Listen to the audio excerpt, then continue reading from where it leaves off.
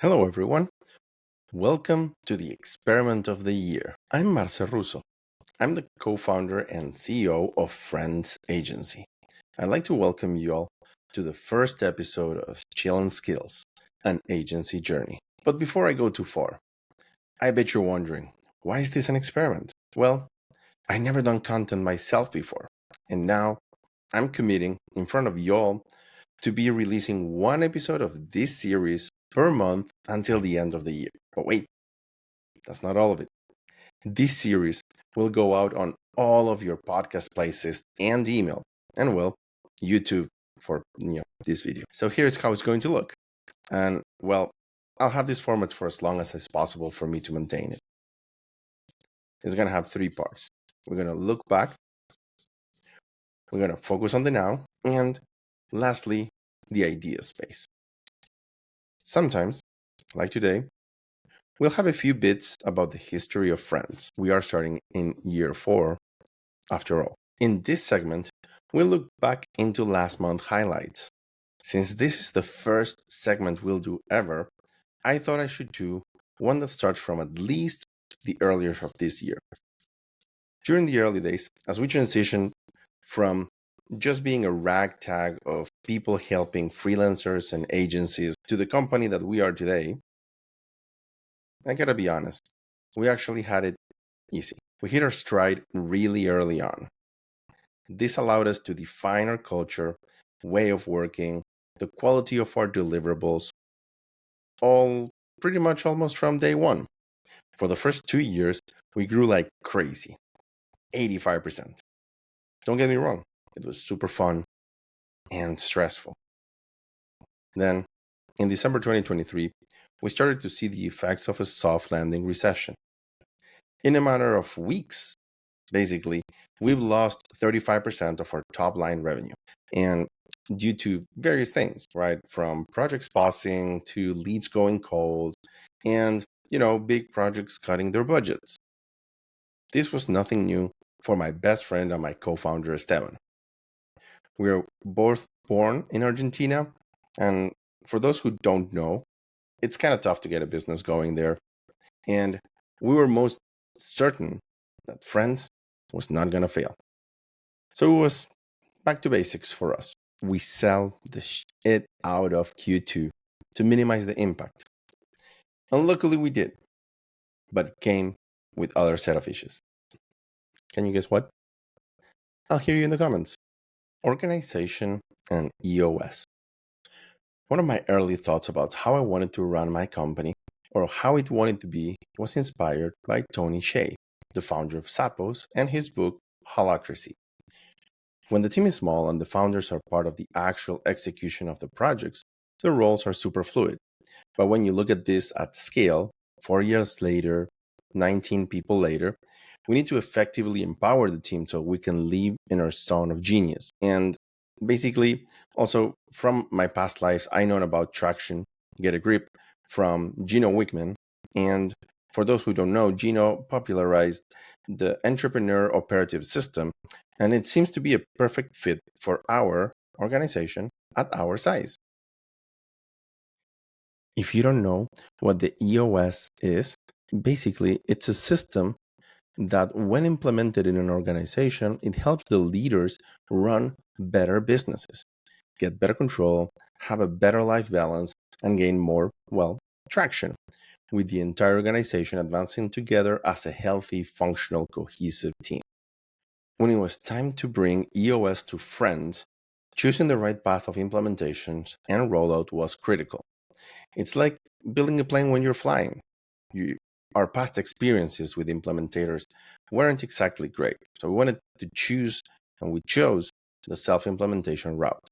So we divided the process into N phases. We're still working how many of they are, but the first one ended up becoming accountability, roles, KPIs, and objectives. We're experimenting to finalize the rollout of phase 1 by the end of the year. We are still a long way from having a fully implemented EOS. The way that the team is reacting to the new roles and responsibilities is showing great promise. Our flavor of EOS is still in the making. Our goal is to have a higher autonomy over achieving our goals. New roles. All startups go through different phases. The first one is focused on getting things done, right?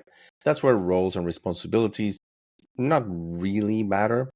They just need to get, well, shit done. The next one that I labeled scale and repeat requires that we all perform a core function at an excellent level. That also means that along with my best friend and co-founder, Esteban, we had to officially divvy up our responsibilities. That's how since June 1st, we have a new COO. Yes, my friend Esteban. And I have two main departments for me, marketing and sales. Gotta be honest, it's strange to be responsible for two new areas that are, part of the business, but it's not the core of what we do. A lot of the series will revolve around how I'm basically learning to lead these two areas and grow the teams that are going to be inside them, all while, running the company and trying to enjoy life as we know it.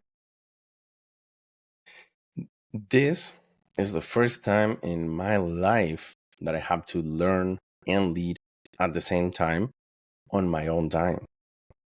Gotta tell you, it's a bit scary, but there are three things that I'm grateful to have. One of them is my co founder. It's the blind trust component. I know that everything is taken care of. But most importantly, he knows exactly what to tell me and when so we can make a best decision. I also have a number two, which is my learning mechanism. It's called Shu Hari. This could require an entire series, but the short version is a three-step process. First, you repeat exactly taught. Two, you improve on your teachings by adding your own experience. But number three is that you make it your own. It's your own version and flavor. But this cannot be realized without my third key element, that is a great and hungry team. We've been selling marketing and development for our clients. It was prime time. We actually do it for ourselves. Honestly, I can only see upside on really being a client of our own services. The internal marketing team has been showing great promise as we standardize our delivery processes. Our creative team is actually bringing in and knowing exactly when to jump on the boat and make a difference. Now, this segment is for the one thing on my priority list this month. We are used to changes, and changing is part of our DNA. We evolve, we try new things. The most critical step while growing is fully leaving the past in the past. Another way of saying that everything that I told you before, that it's our new internal organization, requires to transition from its old state to, well, a new one. Our overarching objective was to return to an internal status quo where the founders, Esteban and I, we can focus again on the business rather than be working in the business. We sat down internally and reviewed our 28 active project roster and basically mapped out one, the ones that were nearing a final delivery date, two, the ones that needed to be transitioned, and three, the ones that were starting soon. I would say around 13 projects needed to be delivered by the end of May. The executive team really worked their ass off, and we, along with the internal team, managed to properly deliver 100% of them on time, on budget, on scope. That was fantastic. Moving on to the next one, luckily we only had two projects that needed to be transitioned, and they were kind of small projects. Our longer term engagement, the ones that were very custom, were excluded for now. Lastly, the five that weren't scheduled to start right now, we managed to schedule them off and have a kickout without a hitch. This set us for a great second half of the year. What get measures? gets improved. Honestly, I can't remember who was the one that said that, but really, setting KPIs that truly direct the team has been a long-standing debt on my book.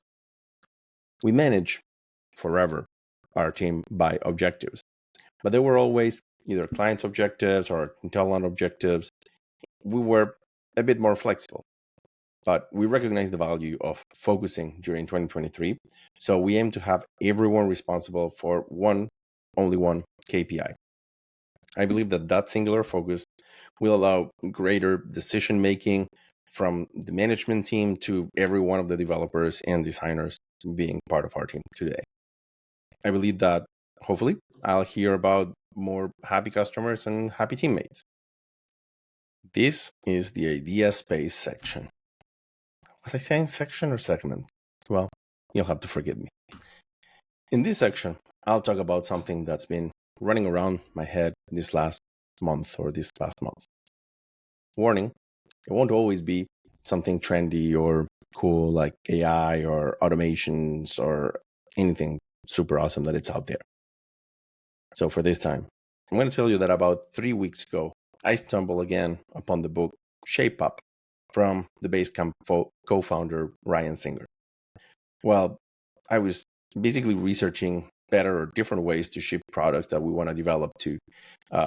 Basically, we choose how to develop our projects because they are scratching our own itches. Our pain points are, typical ones: lack of prioritization and focus. The premise of ShapeUp fits perfectly to solve both problems at the same time. It introduces a 6-week cycle for focused work, emphasizing in defining a clear problem to solve, and encourages small autonomous teams to take ownership of the projects, ensuring that they deliver meaningful and high quality results within given time frames. My personal goal here is to try to capture a bit of the spirit of the indie hacker, to think of MVPs and ship some cool ideas. There has been a lot that we've been playing with internally, so I can't wait to basically begin to release them into the world and begin to get your feedback. History. This is today's bonus section. I'm very bad at talking about myself, so bear with me while I cringe at myself while recording this segment. We all know the freelance journey by heart at this point.